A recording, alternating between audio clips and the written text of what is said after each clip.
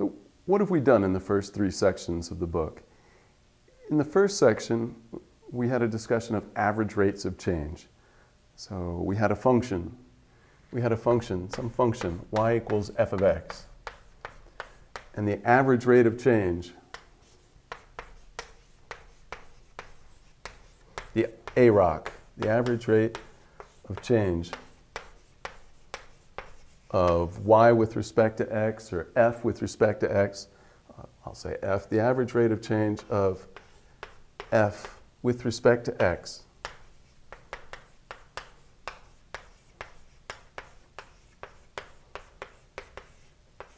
between two values of x. So between, I'll say, x equals a and x equals b, we define that to be the value of f at b minus the value of f at a divided by the change in x, so b minus a. Of course, b and a need to be unequal to each other so that we're not dividing by 0. So of course here we need b unequal to a. So b unequal to a. That's the average rate of change of a function with respect to a variable. And if this function is position and x strangely indicates the time, so we have the position as a function of time. One of our favorite examples of rates of change, this would be the change in position divided by the change in time. That's called the average velocity, the average rate of change of position with respect to time. We talked about that. And then the question was, how do we get the notion of an instantaneous rate of change of position with respect to time? So the instantaneous velocity, not between two times, but at an instant in time. What does the velocity at time A mean? The thing that someone in a car reads off of the speedometer, if they take their direction into account, how do you get that? And what we decided 2 sections ago in Preludes to Instantaneous Rates of Change, or the Prelude to Instantaneous Rate of Change, was you want the change in time to be small, so that if you take f, or the change in x, if you're talking about velocity, the change in time, if you're just talking about a general function, y in terms of x, then what we looked at was, well, if we want to know the instantaneous rate of change of f with respect to x when x equals one particular value, a, what we should do is we put a into f, and then instead of b, we put in a plus h, where we think h should be really small. And then you divide by the change in the x-coordinate, which is a plus h minus a. And we got that this was a plus h minus f of a over h. And what we'd like to do is look at this when h is very, very close to 0. Because if h is very close to 0, then this is measuring the change in your position divided by the change in time at times very close to a. And that's what you need to do to get an instantaneous velocity, or an approximation to it. Because if you take times that are far away from a, the velocity could have changed. So we looked at this and we said, we need to take this as h gets arbitrarily close to 0. What do we mean? We mean you see if this gets close to something as h gets close to 0, and if it does, that thing should be the instantaneous rate of change of f with respect to x at x equals a, or if this is position as a function of time, this would be the instantaneous velocity. So we have this notion of limit, the limit as h approaches 0 of f of a plus h minus f of a over h. But this was imprecise because we hadn't defined what limit meant. But in the last section, we did define limit. We didn't prove many theorems about limits because really in this class we don't want to spend too much time proving theorems about limits. They're in the technical matters, the proofs are in the technical matters section at the end of the limits section. Some of them are in the midst of the limits section. But we will work with limits in kind of an intuitive way, I'll tell you which theorems we are using or tell you that it's fine and give you the reasons. But really what we mean by the limit is h approaches 0 of f of a plus h minus f of a over h is you look at this quantity as h gets arbitrarily close to 0, and if this quantity approaches some number L, then we say the instantaneous rate of change exists and equals L. But we make up a notation for it. We don't just call it this kind of random letter L. So since we made the notion of limit rigorous in the last section, now I can go ahead and redefine what I defined earlier when we didn't have the notion of limit. So definition.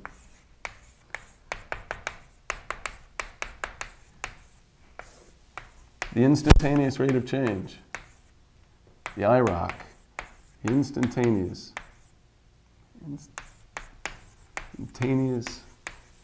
rate of change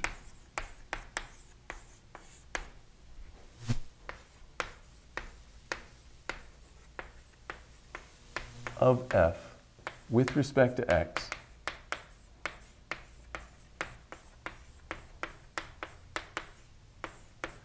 when x is some particular value a with respect to x, when x equals a is this limit, which is this limit, and we have a notation for it. You read this f prime of a. So you read this f prime of a.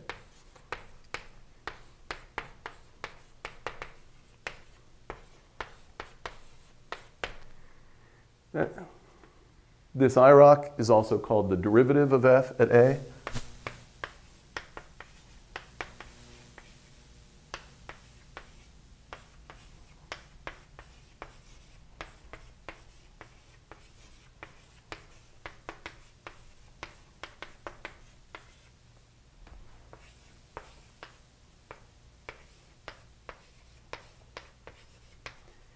Provided the limit exists. We say there's a different verb form. We don't say the function is derivatable or something like that. We say differentiable. So assuming the limit exists, so if f prime of a exists, and by that I mean i.e. the limit exists, that limit as h approaches 0, i.e. the limit exists, we say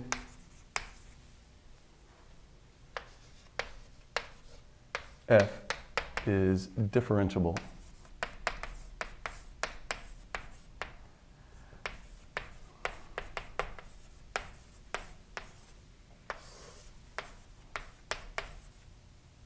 Differentiable at a. I should have said over here that at least one thing that needs to be true for this limit to exist, we need to be able for h to approach 0 from either side.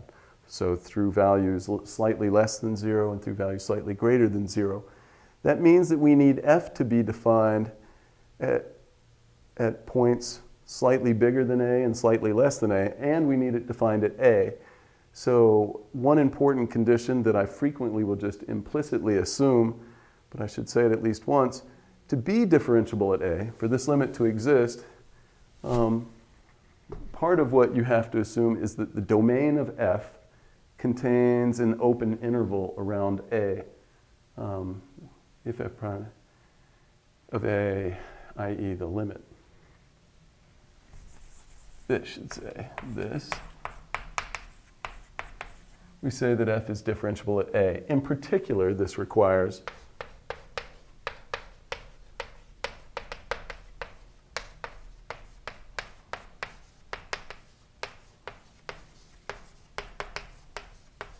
the domain of f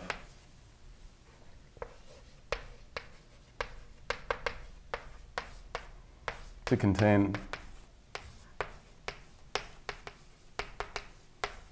an open interval around A.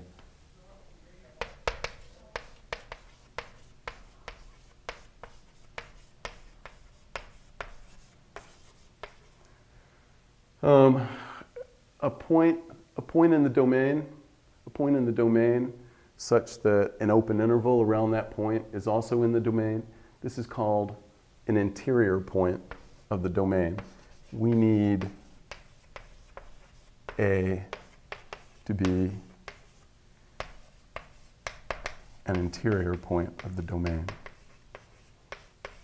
This isn't enough. There are other things that have to be true for the limit to for the derivative to exist. That limit can fail to exist for other reasons other than not being at an interior point.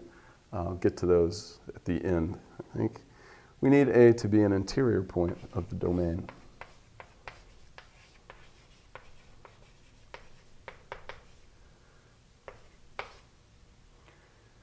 All right. Yeah, and we say that f is differentiable at A. We say differentiate f to produce the derivative. Yeah, differentiate is the verb form for producing the derivative. This is the limit that defines the derivative at any x value A. But A could be anything, and so we can get a new function by defining it to be this limit. Right now it looks like it's a function of A, but really we're thinking of putting in a specific number for A. If we want to make it look more like a function, we would define a new function f prime of x by putting an x here and an x here and just letting x be anything. This is just called the derivative function, but nobody says that. The derivative means the derivative function. The function derived from the original function, this function.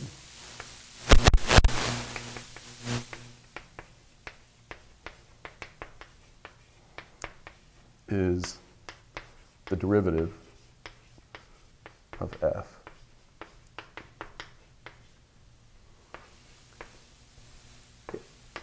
Its domain, I should say, its domain, so the derivative, f prime, of f. The domain of f prime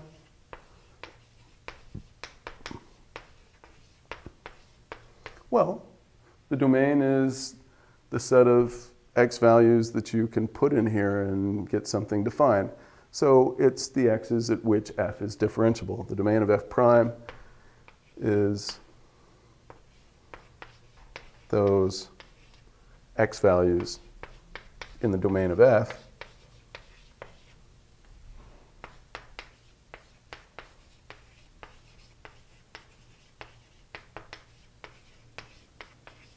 at which f is differentiable.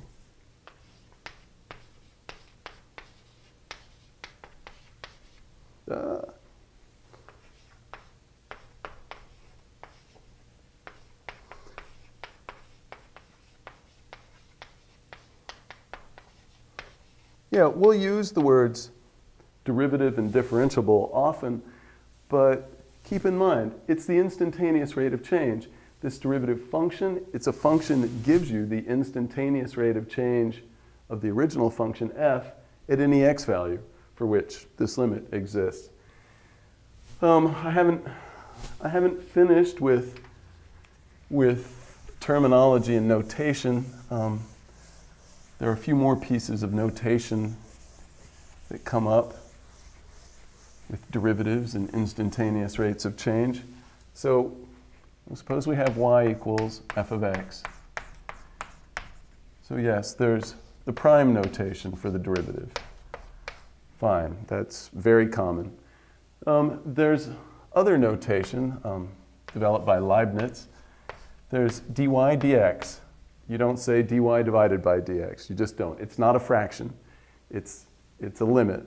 It's a limit of fractions, but that doesn't make it a fraction. So you don't say dy divided by dx. You just say dy dx.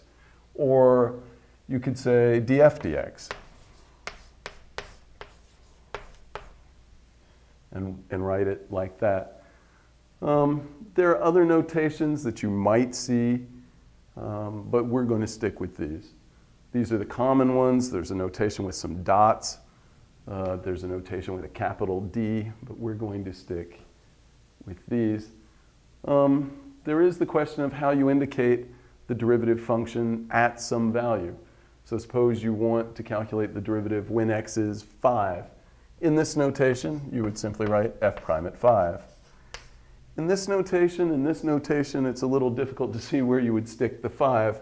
So what we do is put an evaluation line here, and then write either x equals 5 or just write 5. So df dx evaluated.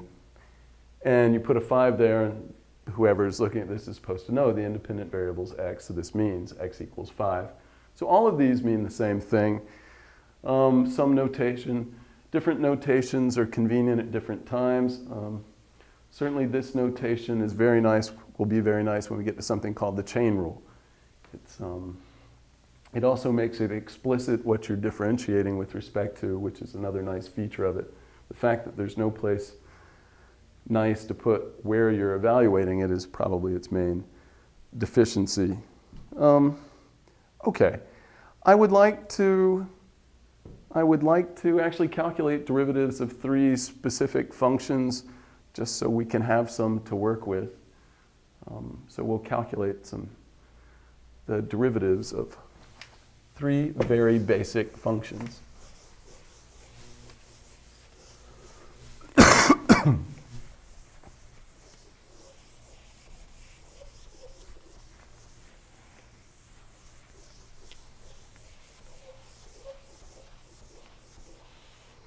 So,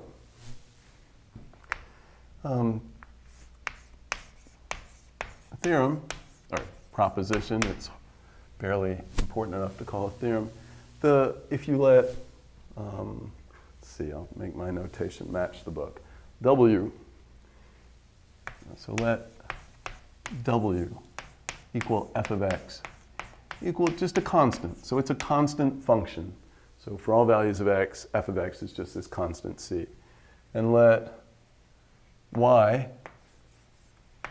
equals g of x be x.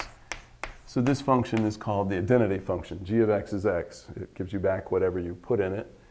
And then we'll have a z,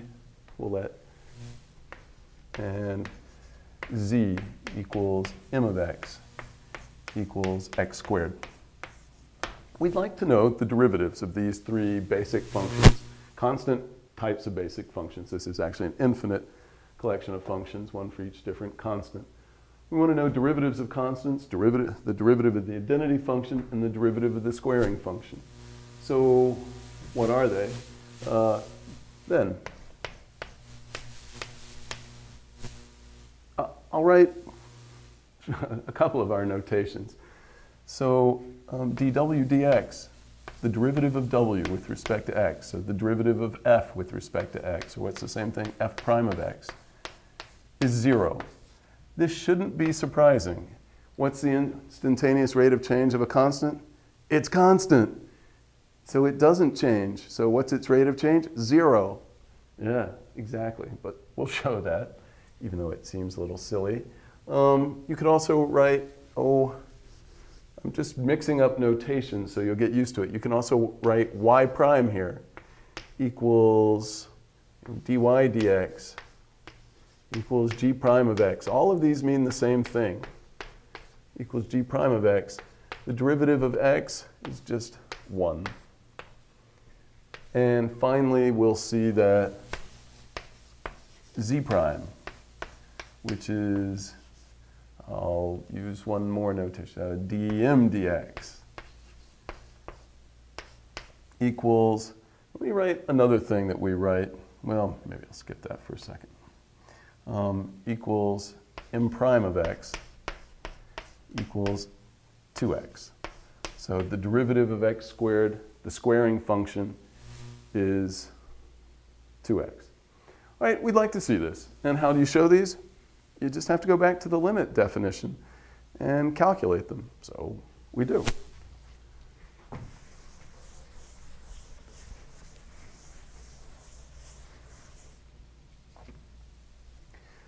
So, deal with a proof, although it's easy enough, it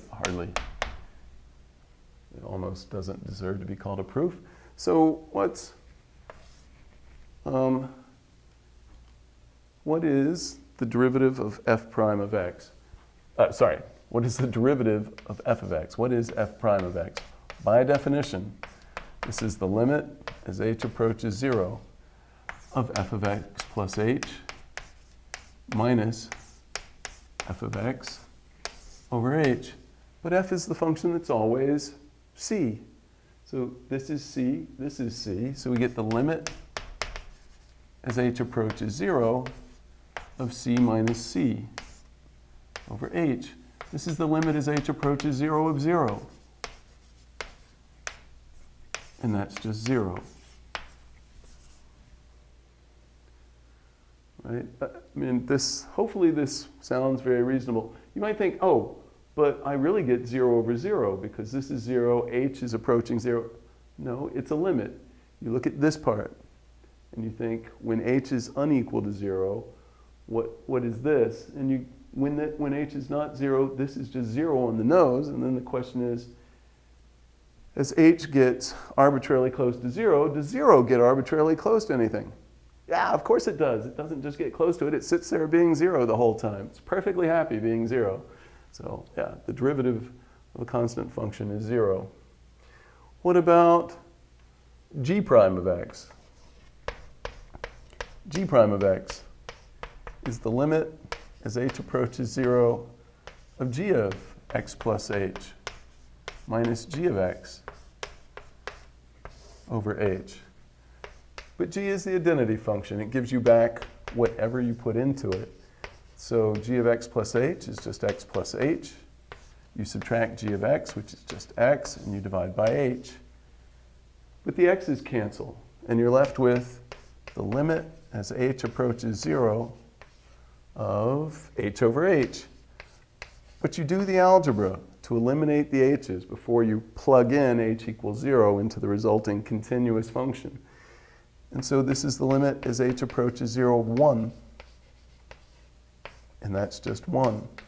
So yes, the derivative of the identity function is just 1. The derivative, we say the derivative of x is just 1.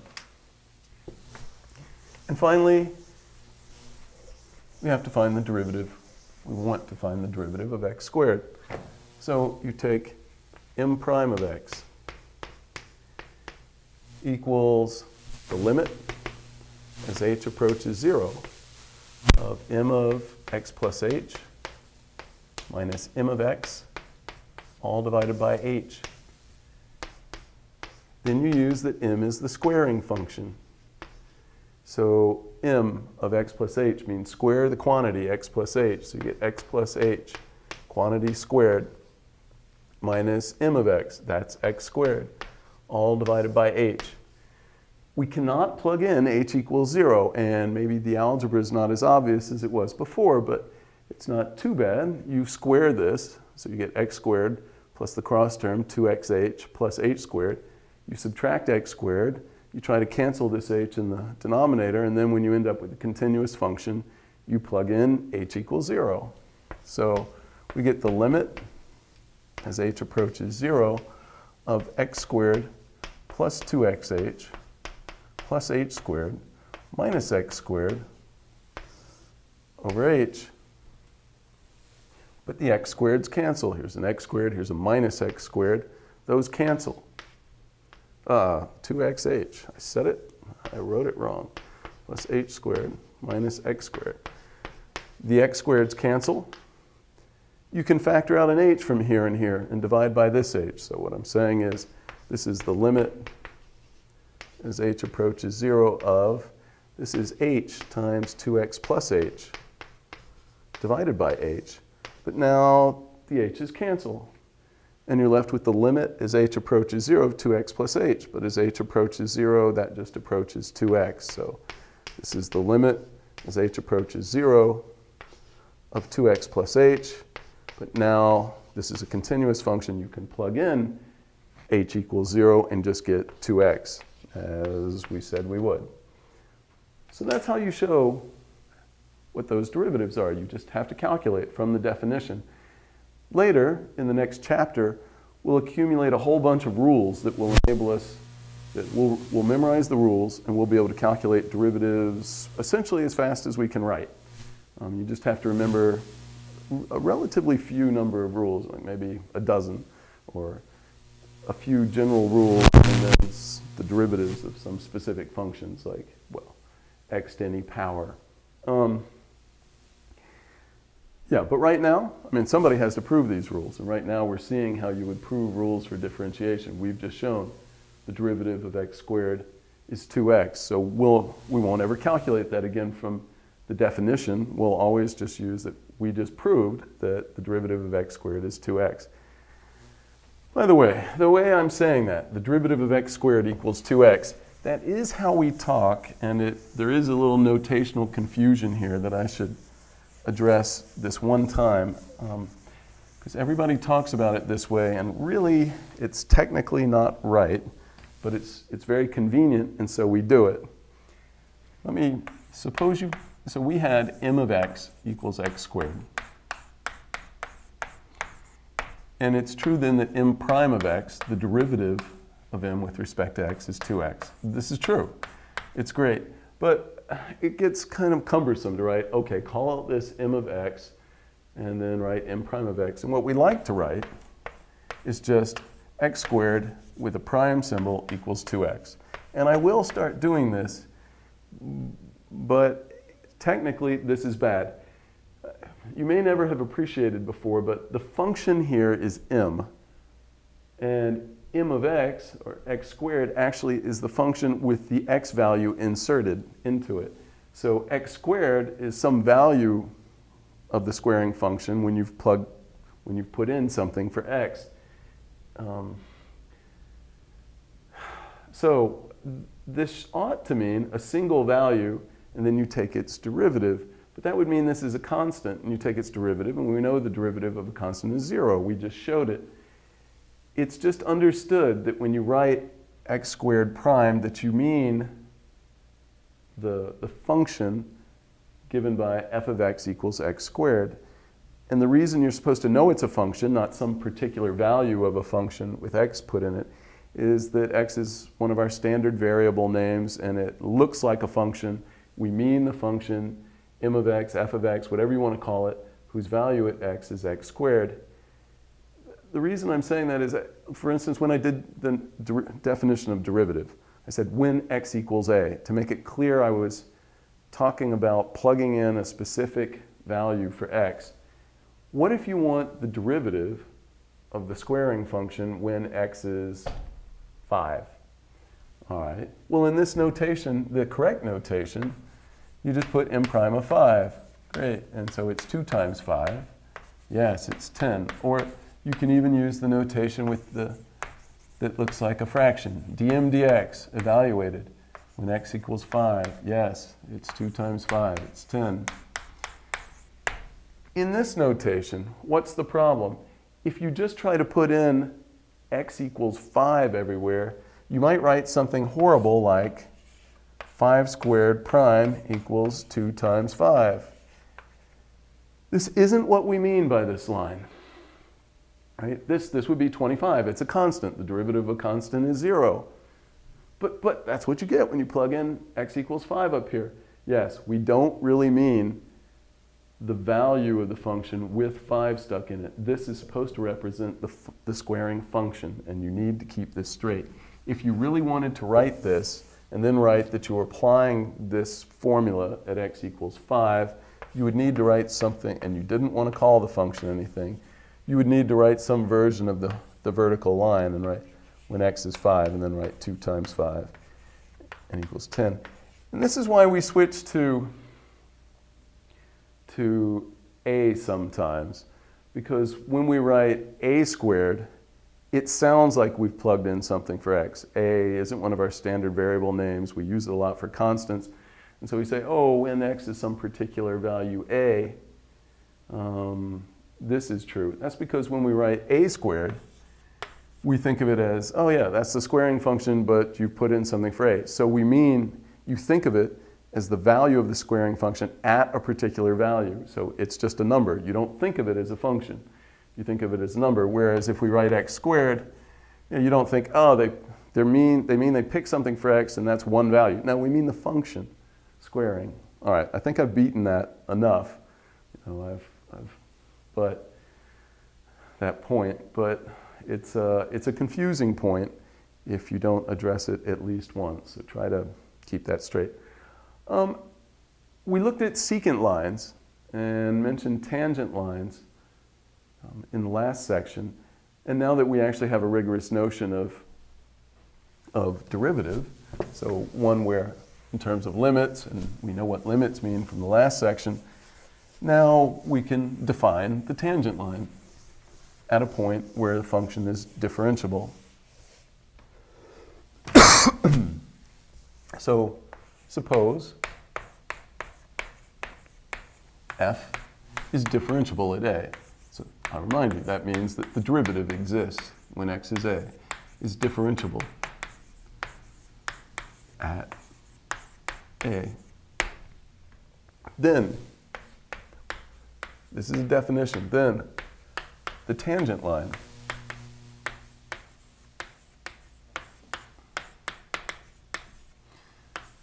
to the graph of f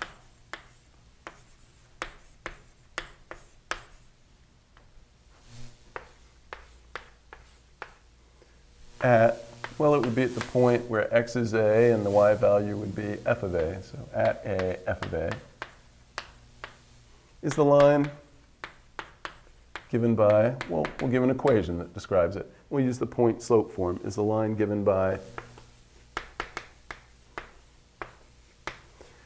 y minus f of a equals f prime of a times x minus a. What? This is a point on the graph, a, f of a. So now we're thinking of putting in a particular value for x. So we've got a and f of a. We talked about this 2 sections ago. We looked at this 2 sections ago. F prime of a, this instantaneous rate of change of f when x equals a, that's the slope of the tangent line. So this is the slope of the tangent line.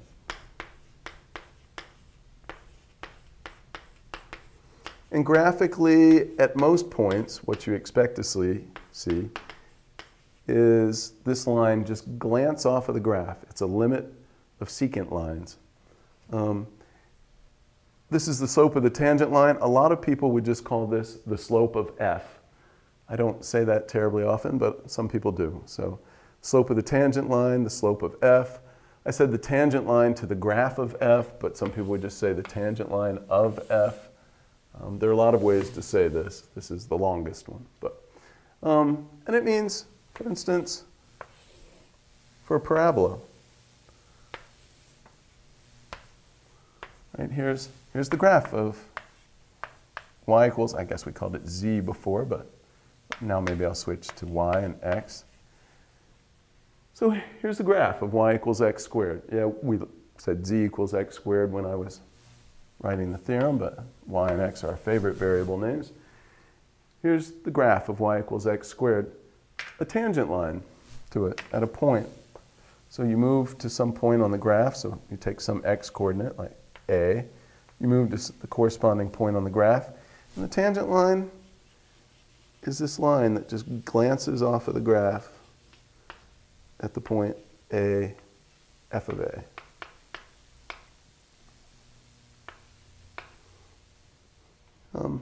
That's the tangent line, and this gives you a formula for it at every x value. You have to be careful here. You really do need to pick a new name for the x coordinate you're looking at when you write an equation for the tangent line, because you want to use x and y to describe points on the line. Well, then you better not be using x and y to mean the particular place where you're calculating the tangent line. So you need to pick a new something you're thinking of as a fixed x value. So I called it a. That's one of our favorite names for a fixed x value. So for instance, what's an equation for the tangent line to the graph of y equals x squared when x equals 5? So find an equation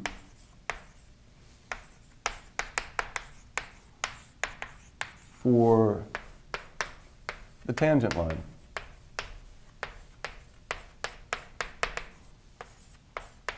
To the graph of y equals x squared when x equals 5. Even now I've changed my phrasing because I didn't say when x is 5 and y is 25. I just gave the x coordinate and let you figure out the y coordinate.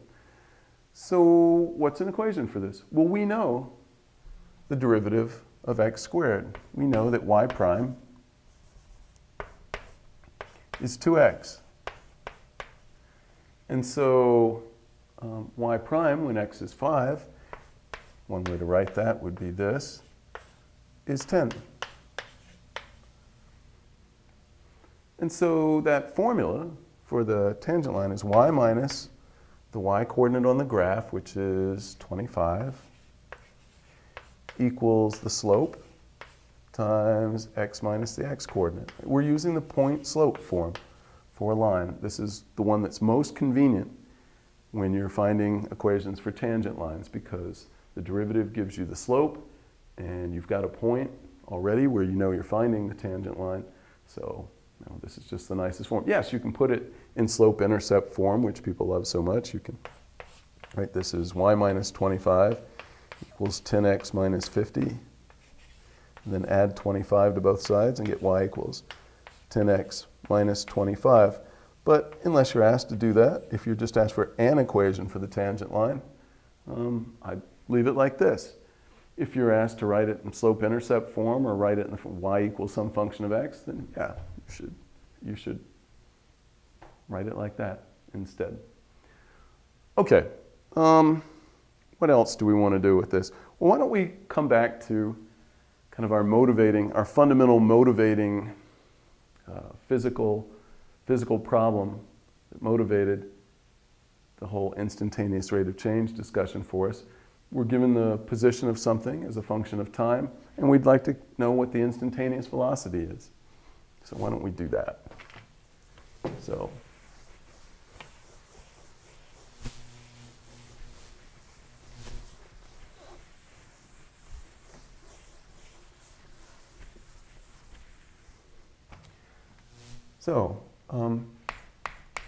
example, suppose a particle is moving along the,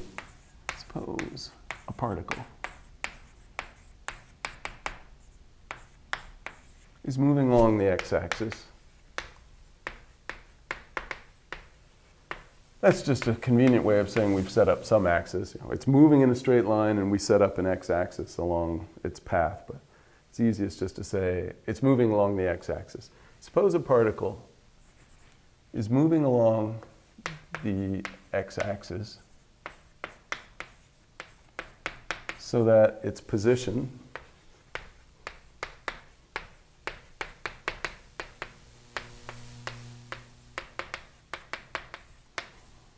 x equals x of t in, I suppose, in meters.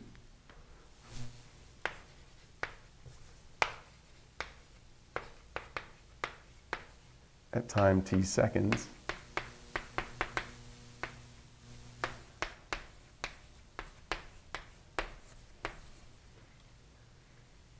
For t greater than or equal to 0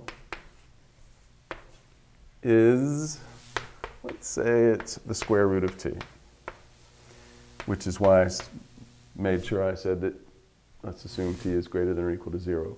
So we've just started our stopwatch someplace and are talking about what's happening from that time on. So we're just looking at, we called when we started our stopwatch time 0.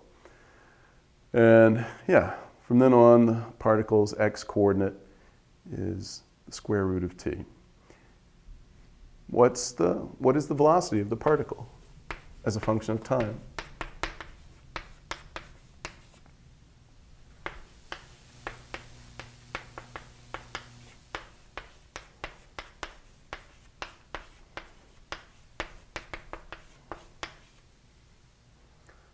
What is the velocity? Let's call it v.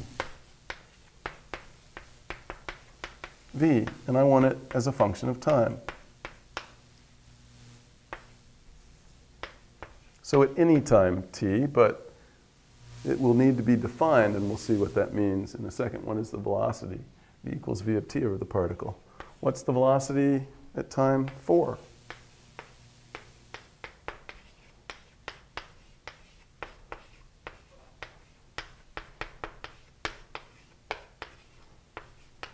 Four seconds.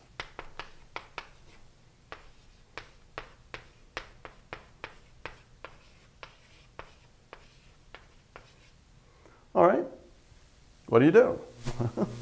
You have to calculate a limit. I'll say it again. Later, we'll have some rules, and we'd be able to calculate this as fast as we can write. I mean, it would take us a second, maybe 2 seconds to write the answer, but that's because someone else will have done, well, we'll have done it at that time, but we'll have done the general algebra and come up with a rule that we can remember for how to calculate this. But right now, we have to do it barehandedly. You take x, which is a function of t, given by the square root of t, and we need to calculate x prime of t. Right? The instantaneous rate of change of the position with respect to time. That is the velocity. And so it's the limit as h approaches 0 of x of t plus h minus x at t all over h. What's the domain of this going to be? Well, we immediately have to leave out at least one time. I remind you that a function is not differentiable. Well, to be differentiable, you at least have to have an open interval around. To be differentiable at some t value, you have to have an open interval around that t value that's in the domain of the function. Here, for t greater than or equal to 0, we don't have an open interval around 0 that's contained in the domain of this function because this isn't defined when t is negative. So we can only calculate the velocity. We can take this limit for t strictly greater than 0. So we don't do it at time 0, but this will be for t greater than 0. It's possible that this limit will fail to exist at other points also, but for other reasons. But right now we know at most we can get for t greater than 0. And now you need to calculate. So what do you get? You get the limit as h approaches 0 of, we're using the square root function. So this is the square root of the quantity t plus h minus the square root of t divided by h. And what our goal is, as we discussed in the last section, we need to do some algebra to this to eliminate this division by h and come up with an elementary function. Some function that's, well, some combination of the functions that we're used to. That's all that an elementary function means, but one that's defined when we plug in h equals 0. When we substitute 0 for h, we need to get something that's defined right now. As always in derivatives, if you simply stick in h is 0 there and there, you get 0 over 0. That's always the case. The whole goal in doing these limits is to produce something meaningful. Really, our method, this isn't always true, but almost always. You do some algebra to this to eliminate the division by h, you end up with a continuous function, and then you just can plug in h equals 0 to get the value of the limit because the function's continuous. What algebra do we do here? You just have to think. And how do you know which algebra to do? You don't really ahead of time except with a lot of practice, but you try to think of every piece of algebra you've ever seen and one that will help you here somehow divide away this h and get rid of the problem. So if you think about this long enough, maybe you would come up with, maybe you wouldn't, but maybe you'd come up with, you multiply by what's called the conjugate of the numerator. So we have something minus something. So instead you multiply by that square root of t plus h plus the square root of t. but you can't change what you had.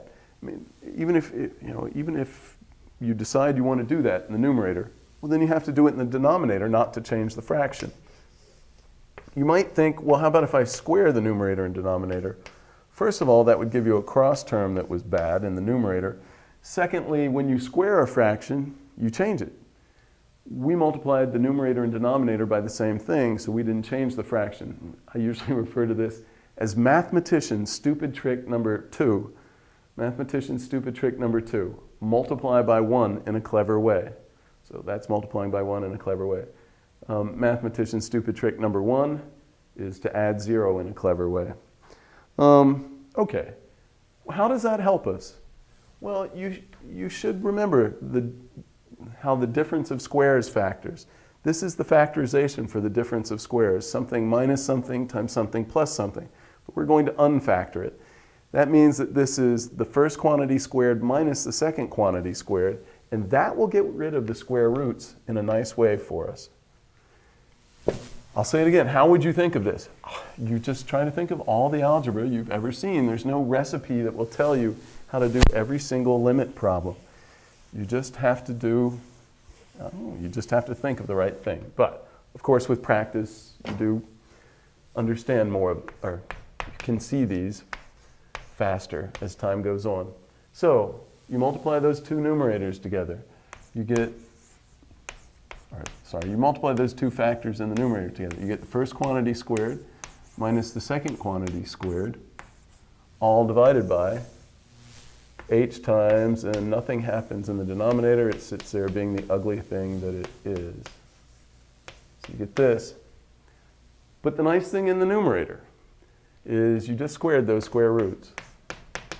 And so you get the limit as h approaches 0 of t plus h minus t over h times the square root of t plus h plus the square root of t.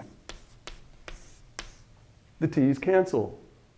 This t cancels with this minus t. You're left with an h up there, but then that cancels with this h, and you are left with the limit as h approaches 0 of 1 over the square root of t plus h plus the square root of t. But now we've gotten rid of the division by h. And when you plug in h equals 0, because this is a continuous function, you get something that's defined. You get 1 over the square root of t plus the square root of t. In other words, you get 1 over 2 times the square root of t. This is the velocity function. So what we've just found is our velocity as a function of time is 1 over 2 times the square root of t. And yeah, we said ahead of time that we were only going to do this for t greater than 0, which is good, because even if we hadn't said that, we would have noticed now, oh, if t is 0, this is undefined. But it's defined every place else. So this is for t greater than 0. Right. And that's what you get. And what's the velocity at time 4? You just plug in 4. V at time 4, 1 over 2 times the square root of 4. The square root of 4 is 2. 1/4. I have very badly dropped my units. We were in the units on the derivative. The units on the derivative, always the units of the function divided by the units of the variable. So it's meters per second, and I shouldn't leave those out.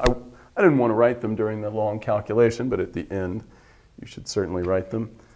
It's this many meters per second for t greater than 0. And I may have said it before, but I'll say it again. My S's, my printed S's, tend to look like 5s. So when I need to write S's and don't want them to look like 5s, I use my cursive S, which may not look that much like an S to you, but at least it shouldn't look like a 5. So this is how you calculate. But of course, we'd like to have rules to help us calculate faster. One of the things that would help us calculate faster are rules like we already have 3 that seem kind of silly. I mean, are basic, maybe not silly. We have the derivative of a constant 0. The derivative of just x is 1. And the derivative of x squared is 2x.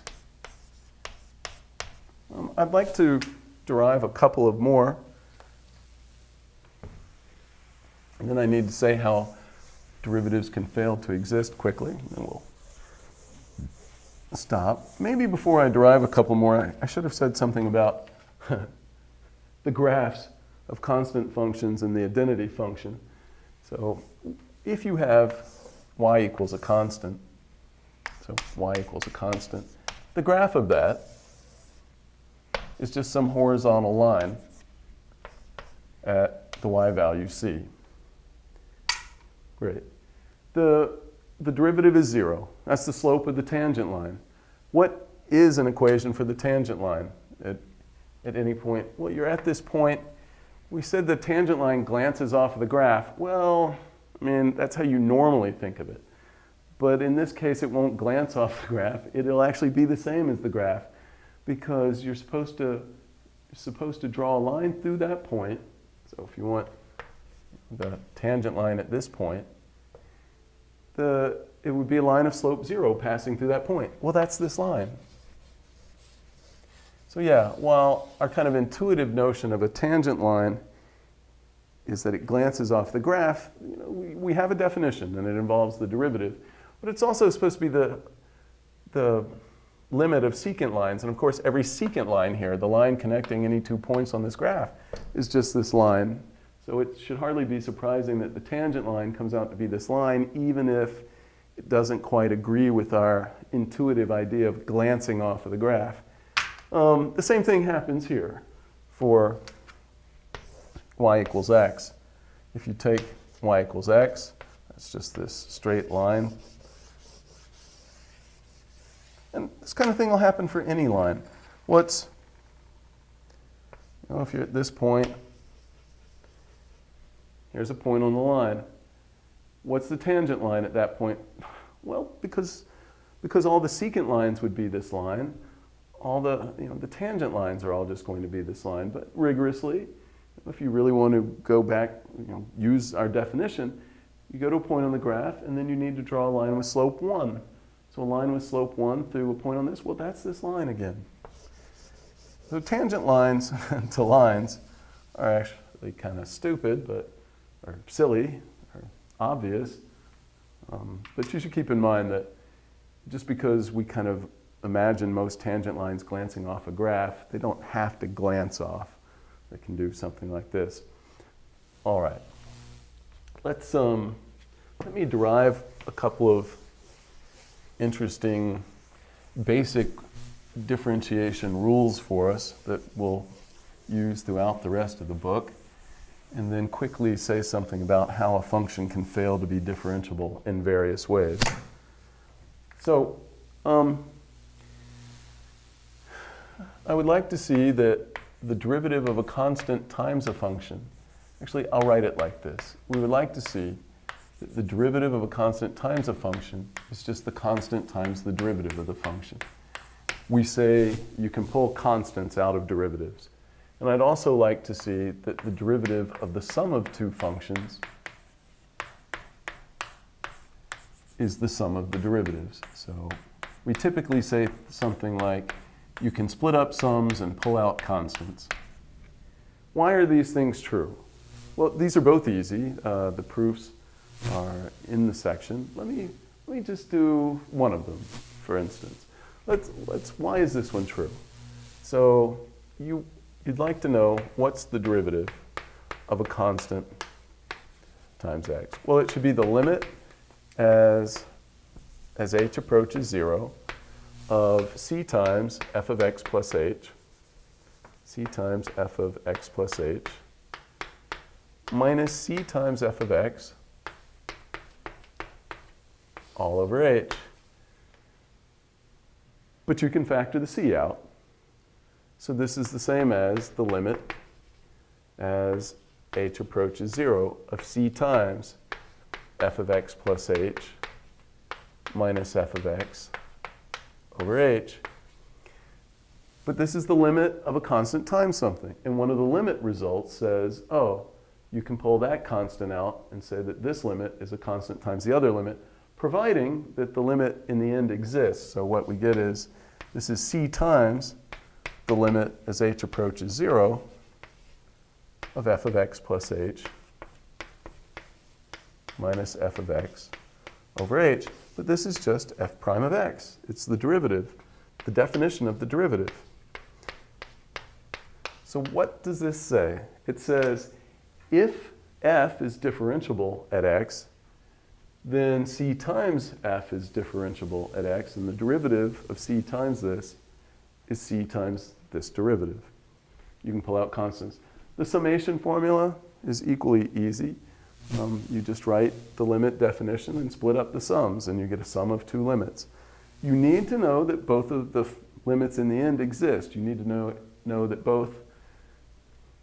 The real statement of the theorem in the book says if f is differentiable at x and g is differentiable at x, then f plus g is differentiable at x, and the derivative of f plus g is the sum of those derivatives. So you have to know the little pieces exist first. And you have to know like f prime of x exists here to conclude this exists. But all right. So those are two formulas that we're going to use later. And just as quick practice with them, it tells you, combined with these three, how to differentiate quadratic polynomials. So for instance, what's the derivative of 5x squared minus 3x plus 7? Well, our summation formula tells us we can split this up as a sum. It's the derivative of 5x squared. I'll write minus 3x is plus negative 3x. So we're using the summation formula twice, plus the derivative of 7. But then you can pull constants out of derivatives. We use that the derivative of a constant times something is the constant times the derivative.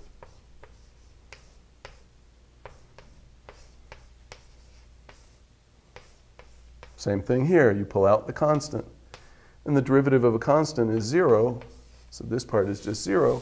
And then you plug in that the derivative of x is 1. And the derivative of x squared is 2x, because we know those things. And so we get 5 times 2x minus 3 times 1. So we get 10x minus 3 for the derivative. We don't have to calculate using the limit, because we already developed these rules using the limit definition. We developed these rules using the limit definition, and we combine them and quickly take the derivative of something more complicated. We're after a lot more rules so that we can calculate all these derivatives quickly. I should also point out, here I wrote, we had minus 3x. I wrote it as plus negative, and then pulled out the negative number. And in the end, what you see is that subtraction, you can also split up subtraction. So if it looks significantly different to you, you can write this summation thing as plus or minus, and a plus or minus over here. That if you have the derivative of a difference of things, it's the difference of the derivatives. All right. Before we leave this section, we will do more applications when we have more rules, more to work with. But before we leave this section, I should tell you ways that the derivative can fail to exist quickly.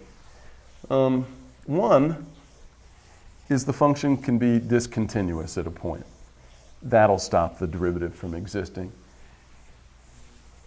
If I had longer, I'd talk about this, but the main thrust of this course is not to study functions that are not differentiable, it's to study functions that are, so functions whose derivative always exists.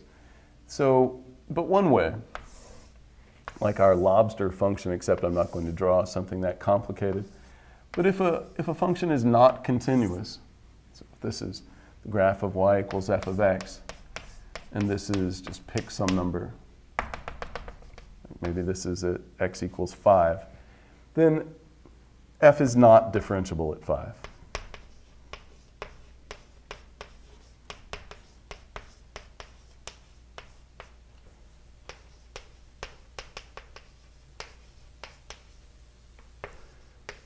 Why not? Well, intuitively, it's because the change in f is big, even though the change in x can get arbitrarily small, which means that you get some kind of infinite limit.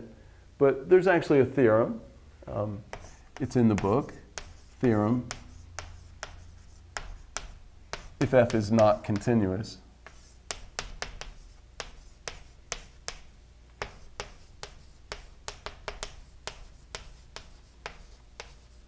at x equals a, like this one's not continuous at 5, then f is not differentiable at a. So a minimal thing that has to be true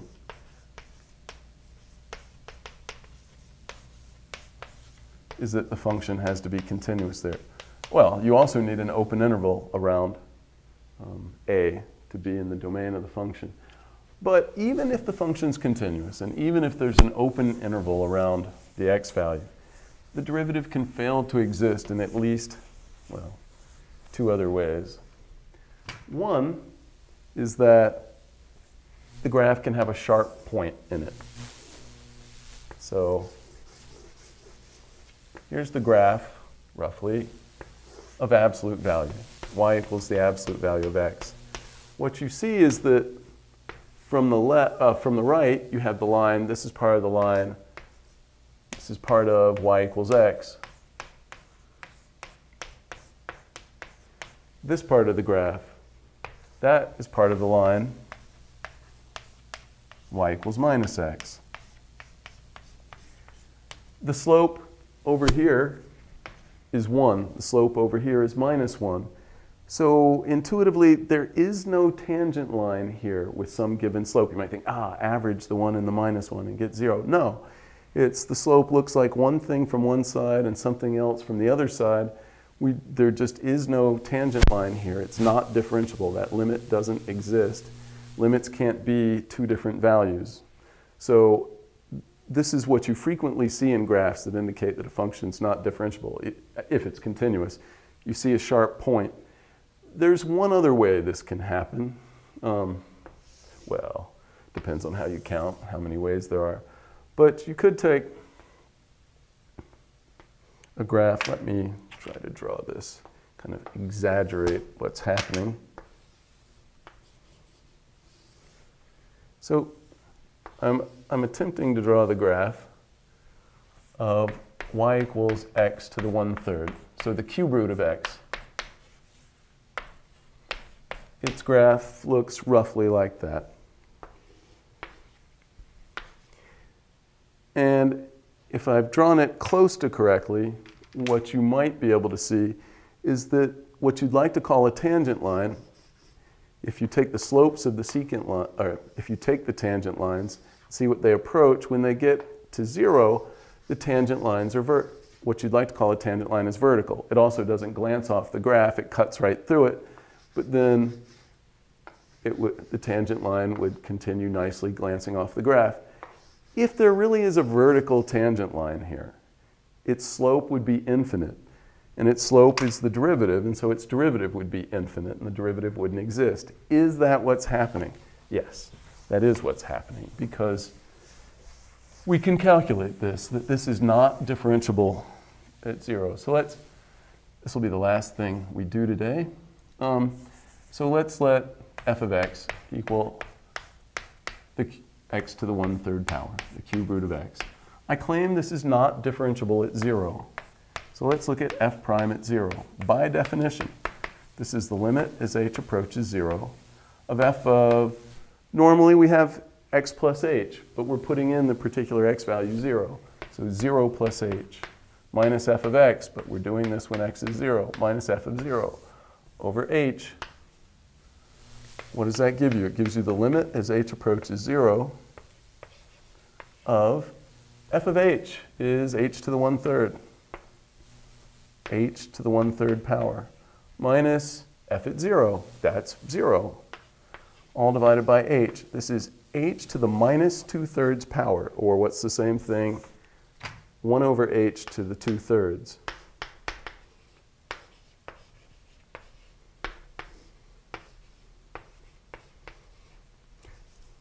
what happens? As h approaches 0, this is, you take the cube root of h and you square it. So whether h approaches 0 from the left or from the right, so through numbers smaller than 0, greater than 0, the cube root exists and is very close to 0, and then you square it. So you get something very close to 0 and positive because you're squaring. So you get something very close to 0 but positive, and as h gets closer and closer to 0, this gets closer and closer to 0 but through positive numbers. 1 over something very close to 0, very large, assuming it's something close to 0 and positive, very big, and it gets bigger and bigger. We say that this approaches infinity, which is what we wanted to see, that the slope of the tangent line is infinite. Yes, we usually say that this graph does have a vertical tangent line, so it has an infinite slope, but that doesn't mean the derivative exists. Infinity doesn't exist, but this is failing. It says that the derivative fails to exist in a particularly describable way that actually has some nice implications, like there's a tangent line, it just happens to be vertical. All right, next time, well, in the next section, we should be very brief. It's on taking derivatives of derivatives. And after that, we're going to develop all these rules for calculating derivatives, and we'll be able to do many more interesting physics and population and engineering problems once we have some good formulas to work with. So that's what we'll do in the next few sections.